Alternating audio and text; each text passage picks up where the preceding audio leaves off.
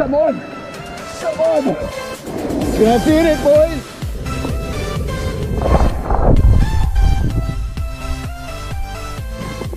That's it! Yeah, baby! First things first, let's go get some live bait. Once we got a livey, we can start praying for that tuna bite. There's a little mozzie.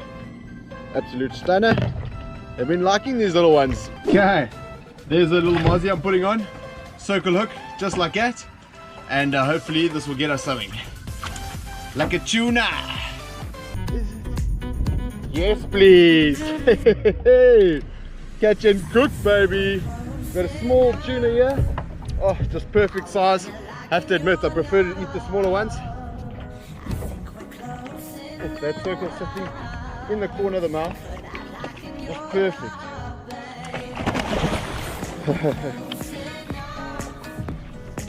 Okay, now the balancing act. Yes, please. Yes, please, on that little mozzie. There we go. Woo. Bleed your tuna. Just gave him a poke behind the pectorals. You can see that water's changing color.